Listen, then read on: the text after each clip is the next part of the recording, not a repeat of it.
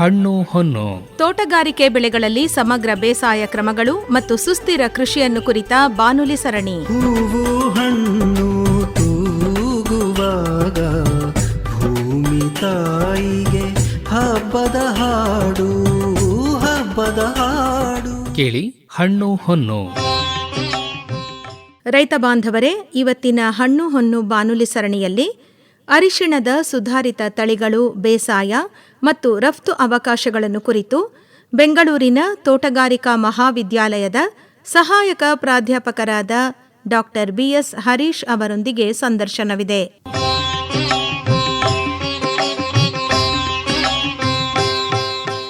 Doctor Harish ಅವರೇ, ನಮಸ್ಕಾರ.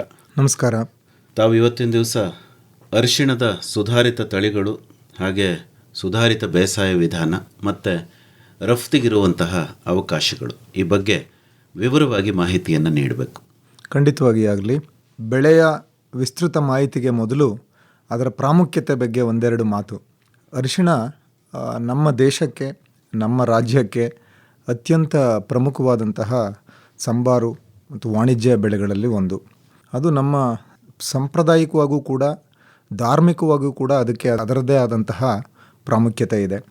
ನಾನು ಅದರ ಬೇರೆ ಬೇರೆ ಸಂಸ್ಕೃತದ ಹೆಸರುಗಳನ್ನು ಹೀಗೆ ತಿರುವಿ ಹಾಕ್ತಾ ಇರುವಾಗ ಕೆಲವೊಂದು ಹೆಸರುಗಳು ಭಾಳ ನನ್ನ ಗಮನ ಸೆಳೆದಿದೆ.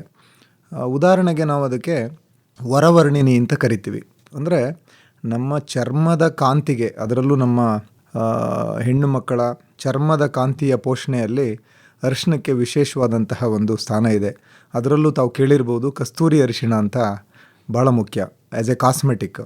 ನಾನು ಭಾಳಷ್ಟು ಸಲ ಹೇಳ್ತಾ ಇರ್ತೀನಿ, ನಮ್ಮ ಹತ್ರ ಅರಿಶಿಣ, ಲೋಳೆ ಸರ, ಚಂದನ ಇದ್ದರೆ ಬೇರೆ ಯಾವುದೇ ರೀತಿಯ ಕಾಸ್ಮೆಟಿಕ್ಕು ಯಾರಿಗೂ ಬೇಕಾಗಿಲ್ಲ ಅಂತ. ಅಷ್ಟು ಅದ್ಭುತವಾದಂತಹ ಒಂದು ಚರ್ಮದ ಪೋಷಣೆಗೆ ಸೂಕ್ತವಾದಂತಹ ಒಂದು ಬೆಳೆ ಇದು, ಉತ್ಪನ್ನ.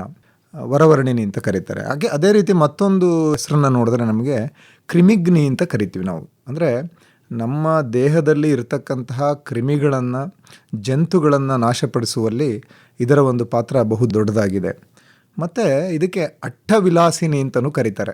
ಅಂದರೆ ಮಾರುಕಟ್ಟೆನಲ್ಲಿ ಉತ್ತಮವಾದಂತಹ ಬೆಲೆ ಮೌಲ್ಯ ಇರೋದರಿಂದ ಅಟ್ಟವಿಲಾಸಿನಿ ಅಂತ ಕರೀತಾರೆ. ಮತ್ತು ಇನ್ನೊಂದು ಹೆಸರು ನೋಡಿದ್ರೆ ಯೋಷಿತ್ ಪ್ರಿಯೆ ಅಂತಲೂ ಕೂಡ ಕರೀತಾರೆ. ಯೋಷಿತ್ ಪ್ರಿಯೆ ಅಂದರೆ ಹೆಣ್ಮಕ್ಳಿಗೆ ತುಂಬ ಇಷ್ಟವಾಗಿರೋದು ಅನ್ನೋ ಒಂದು ಅರ್ಥ ಕೊಡುತ್ತೆ. ಸೊ ಹಾಗಾಗಿ ಅರಿಶಿಣಕ್ಕೆ ತನ್ನದೇ ಆದ ವಿಶಿಷ್ಟ ಸ್ಥಾನಮಾನಗಳಿದೆ. ಮತ್ತು ಇತ್ತೀಚಿನ ಸಂಶೋಧನೆಗಳು ಕೂಡ ಕ್ಯಾನ್ಸರ್ ನಿವಾರಣೆಯಲ್ಲಿ ಅರಿಶಿಣದ ಒಂದು ಮಹತ್ವವನ್ನು ಸಾರುತ್ತವೆ.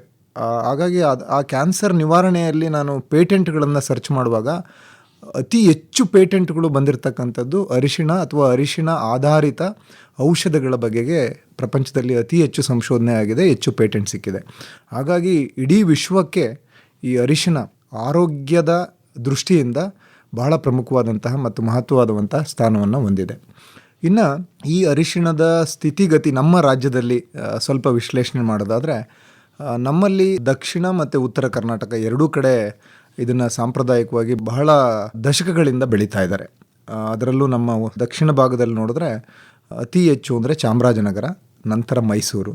ಇನ್ನು ನಮಗೆ ಉತ್ತರ ಕರ್ನಾಟಕದಲ್ಲಿ ನೋಡಿದ್ರೆ ನಮಗೆ ಬಾಗಲಕೋಟೆ, ಅಲ್ಲಿ ಮುಧೋಳ, ರಬಕವಿ, ಬನಹಟ್ಟಿ ಈ ಭಾಗಗಳಲ್ಲಿ ಅತ್ಯಂತ ಹೆಚ್ಚು ಬೆಳೀತಾರೆ. ಇನ್ನು ಬೆಳಗಾವಿ ಮತ್ತು ಸವದತ್ತಿ ತಾಲೂಕುಗಳಲ್ಲೂ ಭಾಳ ಹೆಚ್ಚು ಬೆಳೀತಾರೆ ಅರಿಶಿಣನ. ಸೊ ಇವು ಪ್ರಮುಖವಾದಂತಹ ಉತ್ಪಾದನಾ ಮಾಡ್ತಕ್ಕಂಥ ಜಿಲ್ಲೆಗಳು ನಮ್ಮ ಕರ್ನಾಟಕದಲ್ಲಿ. ಮತ್ತು ಈ ಅರಿಶಿಣ ಒಂದು ನಾವು ಮಾರುಕಟ್ಟೆಯ ದರವನ್ನು ವಿಶ್ಲೇಷಣೆ ಮಾಡಿದಾಗ ಬೇರೆ ಬೆಳೆಗಳ ರೀತಿ ತುಂಬ ಹೆಚ್ಚು ಕಡಿಮೆ ಆಗೋದಿಲ್ಲ, ತುಂಬ ಸ್ಟೇಬಲ್ ಇರುತ್ತೆ ಪ್ರೈಸು. ಈಗ ನಾವು ಶುಂಠಿಗೆ ಹೋಲಿಕೆ ಮಾಡಿದ್ರೆ ಶುಂಠಿನ ನಾವು ಒಂಥರ ಜೂಜಿನ ಬೆಳೆ ಅಂತ ಕರಿಬೋದು ಸರ್. ಅರಿಶಿಣ ಹಂಗಲ್ಲ, 6 ಏರಲ್ಲ 3 ಇಳಿಯಲ್ಲ ಅಂತೀವಲ್ಲ. ಒಂದು ರೈತನಿಗೆ ಒಂದು ನಿಶ್ಚಿತವಾದಂತಹ ಒಂದು ಗಂಟನ್ನು ಮಾಡಿಕೊಡ್ತಕ್ಕಂಥ ಬೆಳೆ. ಉದಾಹರಣೆಗೆ ತಾವು ಇತ್ತೀಚೆಗೆ ಗಮನಿಸಿರ್ಬೋದು, ನಮ್ಮ ಚಾಮರಾಜನಗರ ಭಾಗದಲ್ಲಿ ಈ ವರ್ಷ ಇದರ ವಿಸ್ತೀರ್ಣ ಬಹಳ ಜಾಸ್ತಿ ಆಗ್ತಾ ಇದೆ. ಅದಕ್ಕೆ ಕಾರಣ ಅರಿಶಿಣಕ್ಕೆ ಇರ್ತಕ್ಕಂಥ ದರ ಒಂದೇ ಅಲ್ಲ, ಕಾರಣ ಬಾಳೆಗೆ ದರ ಬಿದ್ದೋಗಿದೆ. ಕಳೆದ ಸಾಲಿನಲ್ಲಿ ನಾವು ಯೂಶ್ವಲಿ ಬಾಳೆಗೆ ನವಂಬರ್ವರೆಗೂ ಒಳ್ಳೆ ದರ ಸಿಗ್ತಿತ್ತು. ಗೌರಿ ಗಣೇಶ ದೀಪಾವಳಿವರೆಗೂ ಕೂಡ ಭಾಳ ಒಳ್ಳೆ ದರ ಸಿಗ್ತಿತ್ತು. ಆದರೆ ಕಳೆದ ಸಲ ಹಾಗಾಗಿಲ್ಲ. ಆ ಒಂದು ಸಮಯದಲ್ಲೂ ಕೂಡ ಬಾಳೆ ದರ 20-25 ರೂಪಾಯಿಗೆಲ್ಲ ಬಂದಿತ್ತು ಏಲಕ್ಕಿ ಬಾಳೆಹಣ್ಣು. ಆಮೇಲೆ ಯಾವುದೇ ತರಕಾರಿಗಳಿಗೂ ಜಾಸ್ತಿ ಬೆಲೆ ಇಲ್ಲ. ಆ ಕಾರಣಕ್ಕೆ ನನ್ನ ಗಮನಕ್ಕೆ ಬಂದಿರೋ ರೈತರುಗಳು ಸುಮಾರು ಜನ ಹೇಳಿದ್ದು, ಸರ್ ನಾವು ಅರಿಶಿಣನೇ ನಾವು 1 ಎಕರೆ ಬೆಳೆಯೋರೆಲ್ಲ 2-3 ಎಕರೆ ಬೆಳೀತಾ ಇದ್ದೀವಿ, ಒಂದಿಷ್ಟು ಸ್ಟೇಬಲ್ ಇರುತ್ತೆ. ಆಮೇಲೆ ಇನ್ನೊಂದು ಮುಖ್ಯ ಕಾರಣ ಅರಿಶಿನ ಜಾಸ್ತಿ ಮಾಡೋದಕ್ಕೆ ಅಂದರೆ ಇಟ್ ಇಸ್ ನಾನ್ ಪೆರಿಷಬಲ್, ಅಂದರೆ ಹಾಳಾಗೋಗಲ್ಲ, ಶೇಖರಣೆ ಮಾಡ್ಬೋದು. ನಾವು ಪಾಲಿಷ್ ಮಾಡಿಸ್ಲಿಲ್ಲ ಅಂದರೆ ಗೋದಾಮುಗಳಲ್ಲಿ 2 ವರ್ಷದವರೆಗೂ ಕೂಡ ಅದು ಕೆಡದಂತೆ ಇಡೋ ಸಾಧ್ಯತೆ ಇದೆ. ಮತ್ತು ಅದೇ ರೀತಿಯಲ್ಲಿ ಇತ್ತೀಚೆಗೆ ತಾವು ಗಮನಿಸಿರ್ಬೋದು, 2024ರಲ್ಲಿ ರಾಷ್ಟ್ರೀಯ ಅರಿಶಿಣ ಮಂಡಳಿಯನ್ನು ಕೇಂದ್ರ ಸರ್ಕಾರದ ತೆಲಂಗಾಣದಲ್ಲಿ ಸ್ಥಾಪನೆ ಮಾಡಿದ್ದಾರೆ. ಅಂದರೆ ಈ ಅರಿಶಿಣ ಕೃಷಿಕರಿಗೆ ಮತ್ತು ಅರಿಶಿಣ ಉದ್ಯಮಕ್ಕೆ ಇನ್ನೂ ಹೆಚ್ಚಿನ ಪ್ರೋತ್ಸಾಹವನ್ನು ಸರ್ಕಾರದ ಮಟ್ಟದಲ್ಲಿ ಕೊಟ್ಟು ನಮ್ಮ ದೇಶ ಈಗಾಗಲೇ ಪ್ರಪಂಚದಲ್ಲಿ ಅತಿ ಹೆಚ್ಚು ಅರಿಶಿಣವನ್ನು ಉತ್ಪಾದನೆ ಮಾಡುವ, ಬಳಸುವ ಮತ್ತು ರಫ್ತು ಮಾಡುವ ಒಂದು ದೇಶ. ಇದು ನಮ್ಮೆಲ್ಲರಿಗೂ ಕೂಡ ಭಾಳ ಹೆಮ್ಮೆಯ ವಿಚಾರ. ಸೊ ಆ ಕಾರಣಕ್ಕೆ ಸರ್ಕಾರದಿಂದನೂ ಕೂಡ ಸಾಕಷ್ಟು ಸೌಲಭ್ಯಗಳು, ಅವಕಾಶಗಳು ನಮ್ಮ ಕೃಷಿಕರಿಗೆ ದೊರೀತಾ ಇದೆ. ಸೊ ಆ ರೀತಿಯಲ್ಲಿ ನಮಗೆ ಅರಿಶಿಣ ಭಾಳ ಪ್ರಮುಖವಾದಂತಹ ಬೆಳೆ. ಇನ್ನು ಯಾವ ಟೈಮಲ್ಲಿ ಅರಿಶಿನ ಬೆಳೀತಾರೆ ಅಂತ ನಾವು ನೋಡೋದಾದರೆ, ಯಾವಾಗಲೂ ಕೂಡ ನಮ್ಮ ದಕ್ಷಿಣ ಕರ್ನಾಟಕದಲ್ಲಿ, ಅದರಲ್ಲೂ ಕೇರಳ ಹತ್ರ, ಈಗ ಗುಂಡ್ಲುಪೇಟೆ ಚಾಮರಾಜನಗರ ಅಂದರೆ ನಿಮಗೆ 20 ಕಿಲೋಮೀಟ್ರ್ ಆ ಕಡೆ ಹೋದರೆ ಕೇರಳ ನಿಮಗೆ. ಸೊ ಕ್ಯಾಲಿಕಟ್ಟಿಂದ ಈ ಕಡೆ ಬರ್ತೀವಿ ನಾವು. ಸೊ ಅಲ್ಲೆಲ್ಲ ಸಾಮಾನ್ಯ ನಮಗೆ ಎಲ್ಲೆಲ್ಲಿ ಪೂರ್ವ ಮುಂಗಾರು ಮಳೆ ಚೆನ್ನಾಗಿ ಬರುತ್ತೆ ಅಲ್ಲಿ ಏಪ್ರಿಲ್ಗೆ ಶುರು ಮಾಡಿಬಿಡ್ತಾರೆ. ಇದು ಸಕಾಲ.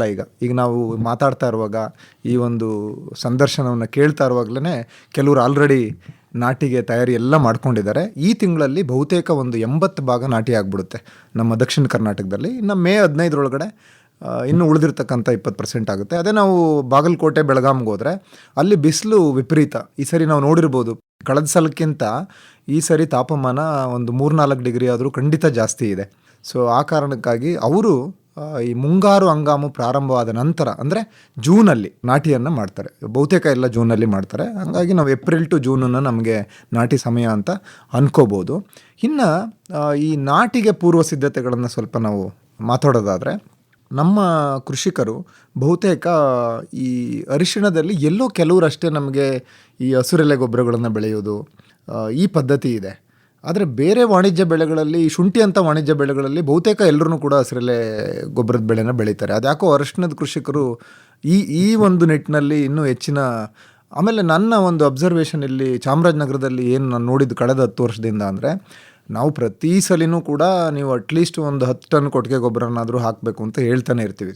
ಆದರೆ ಅವರು ಗೊಬ್ಬರದ ಅಲಭ್ಯತೆಯ ಕಾರಣಕ್ಕೋ ಅಥವಾ ಬಂಡವಾಳ ಬೇಡೋದ್ರಿಂದನೋ 2 ವರ್ಷಕ್ಕೊಂದ್ಸರಿ ಗೊಬ್ಬರ ಹಾಕ್ತಾರೆ ಸರ್. ಆದರೆ ಈ ಅರಿಶಿಣ, ಈ ಏನು ನಮಗೆ ಅರಿಶಿಣ ಇರಲಿ, ಆಲೂಗಡ್ಡೆ ಇರಲಿ, ಶುಂಠಿ ಇರಲಿ, ಬಾಳೆ ಇರಲಿ, ಹೆಚ್ಚು ಪೋಷಕಾಂಶಗಳನ್ನು ಬೇಡ್ತಕ್ಕಂಥ ಬೆಳೆಗಳು. ಸಾಧಾರಣ ನಮಗೆ ಅರಿಶಿಣ, ನಾವು ಹಸಿ ಅರಿಶಿಣ ತೊಗೊಂಡ್ರೆ 1 ಎಕರೆಗೆ 15ರಿಂದ 20 ಟನ್ನು ಇಳುವರಿ ಬರ್ತಕ್ಕಂಥ ಸಾಮರ್ಥ್ಯ ಇರತಕ್ಕಂಥ ಬೆಳೆ.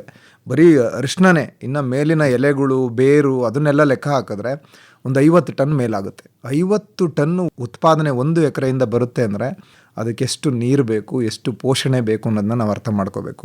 ಆ ಕಾರಣಕ್ಕೆ ನಾವು ಈ ರಾಸಾಯನಿಕಗಳ ಮೇಲಿನ ಅವಲಂಬನೆಯನ್ನು ಕೂಡ ಸ್ವಲ್ಪ ಕಡಿಮೆ ಮಾಡಿಕೊಂಡು ಹೆಚ್ಚು ಸುಸ್ಥಿರತೆ ಕಡೆಗೆ ನಾವು ಒತ್ತು ಕೊಡಬೇಕಾಗುತ್ತೆ. ಆ ನಿಟ್ಟಿನಲ್ಲಿ ನಮ್ಮ ಈ ಮಣ್ಣನ್ನು ಪರೀಕ್ಷೆ ಮಾಡಿಸಿ ಇನ್ನೂ ಬೆಳೆ ಹಾಕೋದು. ಈಗ ಉದಾಹರಣೆಗೆ ಏಪ್ರಿಲಿಗೆ ಬೆಳೆ ಹಾಕ್ತೀವಿ ಅಂದರೆ ಜನವರಿಗೆ, ಅಫ್ಕೋರ್ಸ್ ಪ್ರಶ್ನೆ ಎಲ್ಲರೂ ನೀರಾವರಿ ಇರೋನೇ ಮಾಡೋದು, ಯಾರೂ ಮಳೆ ಆಶ್ರಯದಲ್ಲಿ ಮಾಡಲ್ಲ. ನಮಗೆ 7 ತಿಂಗಳು ನೀರು ಬೇಕೇ ಬೇಕು. ಎಲ್ಲರ ಹತ್ರನೂ ನೀರಿನ ವ್ಯವಸ್ಥೆ ಇದ್ದೇ ಇರುತ್ತೆ. ಸೊ ಆ ಕಾರಣಕ್ಕಾಗಿ ಜನವರಿನಲ್ಲೇ ಅವರು ಹಸಿರೆಲೆ ಗೊಬ್ಬರಗಳನ್ನು ಬೆಳ್ಕೊಂಡು, ಈಗ ನೀವು ಸೆಣಬಿರ್ಬೋದು, ಡಯಂಚ ಇರ್ಬೋದು, ಅಥವಾ ಇತ್ತೀಚೆಗೆ ನಾವು ಇನ್ನೊಂದು ಪರೀಕ್ಷೆ ಮಾಡಿದ್ದು ಈ ವೆಲ್ವೆಟ್ ಬೀನ್ ಅಥವಾ ನಸುಗುನ್ನಿ ಮಿಕುನ ಅಂತ ಕರಿತೀವಿ. ಅದು ಈ ಬಯೋಮಾಸ್ ಪ್ರೊಡಕ್ಷನ್ ತುಂಬ ಇರುತ್ತೆ, ಉತ್ಪಾದನೆ ಜಾಸ್ತಿ. ಅಂದರೆ 1.5-2 ತಿಂಗಳು ಟೈಮಿಗೆ ಬೇರೆ ಹಸಿರೆಲೆ ಗೊಬ್ಬರ ಕಂಪೇರ್ ಮಾಡಿದ್ರೆ ಅತಿ ಹೆಚ್ಚು ಹಸಿರು ಉತ್ಪನ್ನ ಅದರಲ್ಲಿ ಬರುತ್ತೆ. ಮತ್ತು ಅದರಲ್ಲಿ ಇನ್ನೊಂದು ವಿಶೇಷ ಗುಣ ನಮಗೆ ಕಂಡಿದ್ದು ಅಂದರೆ, ಒಂದು ವೇಳೆ ಭೂಮಿನಲ್ಲಿ ಏನಾದರೂ ಈ ಜಂತು ಅಥವಾ ನೆಮೆಟೋಡ್ಗಳು ಏನಾರು ಇದ್ದರೆ ಅದರ ಒಂದು ಸಂಖ್ಯೆನೂ ಕೂಡ ಗಣನೀಯವಾಗಿ ಕಡಿಮೆ ಆಗುತ್ತೆ. ಸೊ ಆ ಕಾರಣಕ್ಕೆ ಸಾಧ್ಯ ಆದರೆ ವೆಲ್ವೆಟ್ ಬೀನು ಮತ್ತು ಸಾಸಿವೆ ಇದೆರಡನ್ನೂ ಮಿಕ್ಸ್ ಮಾಡಿ, ಎಕರೆಗೇನು ವೆಲ್ವೆಟ್ ಬೀನು ಒಂದು 10 kg ಬೀಜ, ಸಾಸಿವೆ ಒಂದು 5 kg ಬೀಜ ಮಿಕ್ಸ್ ಮಾಡಿ ಒಂದು 45ರಿಂದ 50 ದಿನ ಅದನ್ನು ಒಂದು 4 ನೀರು ಕೊಟ್ಟರೆ ಸಾಕು. 10 ದಿನಕ್ಕೆ 4 ನೀರು ಕೊಟ್ಟರೆ ಸಾಕು. ಅದನ್ನು ನಾವು ಭೂಮಿಗೆ ಸೇರಿಸಿ, ಸೊ ಆಮೇಲೆ ಒಂದು 20 ದಿನ ಅದು ಕರಗಕ್ಕೆ ಬಿಟ್ಟು ವೇಸ್ಟ್ ಡಿಕಂಪೋಸರ್ ಯೂಸ್ ಮಾಡಿ, ನಂತರ ಅವ್ರೇನು ಮಣ್ಣು ಪರೀಕ್ಷೆ ಮಾಡಿಸಿರ್ತಾರೆ. ನನಗೆ ಇತ್ತೀಚೆಗೆ ಒಂದು ಖುಷಿಯ ವಿಚಾರ ಅಂದರೆ, ನಾವು ಕಳೆದ 15-20 ವರ್ಷದಿಂದನೂ ರೈತರಿಗೆ ಹೇಳ್ತಾನೇ ಇದ್ದೀವಿ ಮಣ್ಣು ಪರೀಕ್ಷೆ, ನೀರು ಪರೀಕ್ಷೆ ಅಂತ. ಆದರೆ ಅದು ಏನಕ್ಕೆ ಸೀಮಿತ ಆಗಿದೆ ಅಂದರೆ, ಇಲ್ಲ ಸಬ್ಸಿಡಿ ಬರಲ್ವಲ್ಲ ಅನ್ನೋ ಉದ್ದೇಶಕ್ಕಷ್ಟೇ ಕೆಲವರು ಮಾಡಿಸ್ತಾರೆ. ಈಗ ನಿಮಗೆ ಡ್ರಿಪ್ದಾಗಲಿ ಬೇರೆ ಸಬ್ಸಿಡಿಗಳು ಬರಬೇಕು ಅಂದರೆ ಅವರು ಕಂಪಲ್ಸರಿ ಮಣ್ಣು ಪರೀಕ್ಷೆದು ಕೇಳ್ತಾರೆ. ಆದರೆ ಈ ಮಣ್ಣು ಪರೀಕ್ಷೆ ನಮ್ಮ ಮಣ್ಣಿನ ಆರೋಗ್ಯದ ಕನ್ನಡಿ. ಸೊ ಹಂಗಾಗಿ ಉತ್ತಮವಾಗಿ ಮಾಡ್ತಕ್ಕಂಥ ಪ್ರಯೋಗಾಲಯಗಳಲ್ಲಿ ವಿಶ್ವವಿದ್ಯಾನಿಲಯಗಳಿರ್ಬೋದು, KVKಗಳಿರ್ಬೋದು, ಅಥವಾ ಖಾಸಗಿ ಸಂಸ್ಥೆಗಳು ಕೂಡ ಇರ್ಬೋದು. ಸೊ ಅಲ್ಲಿ ಮಣ್ಣನ್ನು ಪರೀಕ್ಷೆ ಮಾಡಿ ಅದರ ಆಧಾರದ ಮೇಲೆ ಅವರ ಒಂದು ಬೆಳೆಗೆ ಮತ್ತು ಅವರು ಈಗ ಎಲ್ಲ ಟಾರ್ಗೆಟೆಡ್ ಈಲ್ಡ್ ಅಂತೀವಿ. ಅಂದರೆ ನಾವು ಬಂದಷ್ಟು ಬರಲಿನ್ನ ಕಾಲ ಹೋಯ್ತು ಸರ್. ಈಗೇನಿದ್ರು ನನಗೆ 1 ಎಕರೆ ಅರಿಶಿನ ಬೆಳೆದ್ರೆ ಅಟ್ಲೀಸ್ಟ್ ಒಂದು 40 ಕ್ವಿಂಟಾಲು ಸಂಸ್ಕರಣೆ ಮಾಡಿರೋ ಅರಿಶಿನ ಅಥವಾ ಒಂದು 50 ಕ್ವಿಂಟಾಲು, ಅದು ಒಳ್ಳೆ ಇಳುವರಿ. ಈಗ ರೈತರಿಗೆ ಸರಾಸರಿ ನಾವು ಚಾಮರಾಜನಗರ ಜಿಲ್ಲೆದೇ ತೊಗೊಂಡ್ರೆ ನಮಗೊಂದು 20-25 ಕ್ವಿಂಟಲ್ ಬರ್ಬೋದು. ಇನ್ನು ಉತ್ತರ ಕರ್ನಾಟಕದಲ್ಲಿ ಸ್ವಲ್ಪ ಜಾಸ್ತಿ ಬರುತ್ತೆ. ಕಾರಣ ಏನು ಅಂದರೆ ಅಲ್ಲಿನ ಮಣ್ಣಿನ ಫಲವತ್ತತೆ ಸ್ವಲ್ಪ ಚೆನ್ನಾಗಿದೆ. ಅವು ಕಪ್ಪು ಮಣ್ಣು ಇರ್ತವೆ, ವಾಟರ್ ಹೋಲ್ಡಿಂಗ್ ಕೆಪಾಸಿಟಿ ಚೆನ್ನಾಗಿರುತ್ತೆ, ಕ್ಯಾಟಯನ್ಸ್ ಎಲ್ಲ ಜಾಸ್ತಿ ಇರ್ತವೆ. ಹಂಗಾಗಿ ಸ್ವಾಭಾವಿಕವಾಗಿ ಅದರ ಫಲವತ್ತತೆ ಜಾಸ್ತಿ ಇದೆ. ಮತ್ತು ನಮ್ಮ ಉತ್ತರ ಕರ್ನಾಟಕದ ರೈತರಿಗೂ ದಕ್ಷಿಣ ಕರ್ನಾಟಕ ರೈತರಿಗೂ ಕಂಪೇರ್ ಮಾಡಿ ನೋಡಿದಾಗ ಅವರ ವ್ಯವಸಾಯ ಕ್ರಮದಲ್ಲಿ ಸ್ವಲ್ಪ ವ್ಯತ್ಯಾಸಗಳಿದೆ. ಅವರು ಚಾಲೆಂಜ್ ಮೇಲೆ ಕೊಟ್ಟಿಗೆ ಗೊಬ್ಬರ ಹಾಕ್ತಾರೆ ಸರ್. ನಾನು ಇಷ್ಟು ಟ್ರ್ಯಾಕ್ಟರ್ ಹಾಕ್ತೆ, ನಾನು ಇಷ್ಟು ಟ್ರ್ಯಾಕ್ಟರ್ ಹಾಕ್ತೆ ಅಂತ ಒಬ್ರಿಗೊಬ್ರಿಗೆ ಕಾಂಪಿಟೇಷನ್ ಇರುತ್ತೆ. ಆ ಒಂದು ಕಾಂಪಿಟೇಷನ್ ನನಗೆ ದಕ್ಷಿಣ ಕರ್ನಾಟಕದಲ್ಲಿ ನಮ್ಮ ಚಾಮರಾಜನಗರ ಅಥವಾ ಮೈಸೂರು, ಹಳೆ ಮೈಸೂರು ಜಿಲ್ಲೆಯಲ್ಲಿ ಕಾಣಿಸಲ್ಲ. ಇದೊಂದು ಬದಲಾವಣೆ ಖಂಡಿತ ಬೇಕಾಗಿದೆ. ಸೊ ಯಾಕೆಂದರೆ ನಾನೀಗ ಆಲ್ರೆಡಿ ಪ್ರಸ್ತಾಪ ಮಾಡಿದೆ, ಅರಿಶಿನಕ್ಕೆ ಜಾಸ್ತಿ ಪೋಷಕಾಂಶಗಳು ಬೇಕು ಅಂತ. ಆಮೇಲೆ ಪ್ರತಿ ಒಂದು ಜಮೀನಲ್ಲಿ ಅರಿಶಿನ ಬೆಳೆದ ಮೇಲೆ ಒಂದು 3 ವರ್ಷ ಮತ್ತೆ ಬೆಳಿಬಾರ್ದು. ಅಂದರೆ ಅರಿಶಿನ, ಬಾಳೆ, ಶುಂಠಿ ಇವೆಲ್ಲ ಕೂಡ ನಾವು ಎಕ್ಸಾಸ್ಟಿವ್ ಕ್ರಾಪ್ಸ್ ಅಂತ ಕರಿತೀವಿ. ಭೂಮಿನ ಬ್ಯಾಂಕ್ ಅಂದ್ಕೊಂಡ್ರೆ, ಸೊ ಬ್ಯಾಂಕಲ್ಲಿ ದುಡ್ಡು ಖಾಲಿ ಆದಂಗೆ ಭೂಮಿಲೂ ಪೋಷಕಾಂಶಗಳು ಖಾಲಿ ಆಗ್ತಾ ಇರುತ್ತೆ. ಆ ಕಾರಣಕ್ಕೆ ನಾವು ಭೂಮಿನ ಪುನಶ್ಚೇತನಗೊಳಿಸ್ತಾನೆ ಇರಬೇಕು. ಹಂಗಾಗಿ ನಾವು ಒಂದು ಸರಿ ಈ ಥರ ಅರಿಶಿನ, ಅದರ ನಂತರ ನಾವು ಬೇರೆ ಈ ದ್ವಿದಳ ಧಾನ್ಯದ ಬೆಳೆಗಳು, ಸೊ ಅಥವಾ ಕಡಿಮೆ ಪೋಷಕಾಂಶಗಳನ್ನು ಭೂಮಿಯಿಂದ ತೆಗೆದುಕೊಳ್ತಕ್ಕಂಥ ಬೆಳೆಗಳನ್ನು ಮಾಡಬೇಕಾಗುತ್ತೆ. ಸೊ ಈ ಒಂದು ದೃಷ್ಟಿನಲ್ಲಿ ನಮಗೆ ಈ ಅರಿಶಿನಕ್ಕೆ ನಾವು ಸೂಕ್ತವಾದಂತಹ ಸಮಗ್ರ ಪೋಷಕಾಂಶ ನಿರ್ವಹಣೆ ಮಾಡಬೇಕು. ಅದಕ್ಕಿಂತ ಮೊದಲು ನೀವೊಂದು ಮಾತು ಪ್ರಸ್ತಾಪ ಮಾಡಿದ್ರಿ, ಈ ತಳಿಗಳ ಬಗ್ಗೆ ಸ್ವಲ್ಪ ಮಾತಾಡಿ ಅಂತ. ಸಾಂಪ್ರದಾಯಿಕವಾಗಿ ಅರಿಶಿನದಲ್ಲಿ ಆಂಧ್ರ ಅಥವಾ ತೆಲಂಗಾಣದಲ್ಲಿ ತುಂಬ 100ಕ್ಕೂ ಜಾಸ್ತಿ ತಳಿಗಳಿದೆ, ಮೂಲ ತಳಿಗಳು. ಆದರೆ ನಮ್ಮ ಕರ್ನಾಟಕದಲ್ಲಿ ನಮಗೆ ಜಾಸ್ತಿ ತಮಿಳ್ನಾಡು, ಈರೋಡ್ದು ಇನ್ಫ್ಲೂಯೆನ್ಸು ಜಾಸ್ತಿ. ಈರೋಡಲ್ಲಿ ಅರಿಶಿನದ ಮಾರುಕಟ್ಟೆ ಇದೆ. ಬಹುತೇಕ ನಮಗೆ ಮೊದಲು ಅರಿಶಿನದ ಕೃಷಿ ಪರಿಚಯ ಆಗಿದ್ದು ತಮಿಳ್ನಾಡಿಂದ ಬಂದಂಥ ವಲಸಿಗ ಕೃಷಿಕರಿಂದ. ಸೊ ಅವರೇನು ಅಲ್ಲಿಂದ ತೊಗೊಂಬಂದ್ರಲ್ಲ, ಅದಕ್ಕೆ ಇವತ್ತು ಕೂಡ ನೀವು ಚಾಮರಾಜನಗರ ಹೋದರೆ ಎಲ್ಲರೂ ಹೇಳೋದು ಈರೋಡ್ ಲೋಕಲ್ ಅಂತಲೇ ಹೇಳ್ತಾರೆ. ಆದರೆ ಈ ಅರಿಶಿಣ ಔಷಧಿಯಾಗಿಯೂ ಕೂಡ ಬಳಕೆ ಆಗುತ್ತೆ. ಬರೀ ಮಸಾಲೆ ಅಥವಾ ಸಾಂಬಾರ್ ಪೌಡ್ರಿಗೆ ಹೋಗೋದಿಲ್ಲ. ಔಷಧಿಯಾಗಿ ಹೋಗಬೇಕು ಅಂದರೆ ಅದರಲ್ಲೊಂದು ಮೂಲ ತತ್ವ ಇರುತ್ತೆ, ಕರ್ಕುಮಿನ್ ಅಂತ.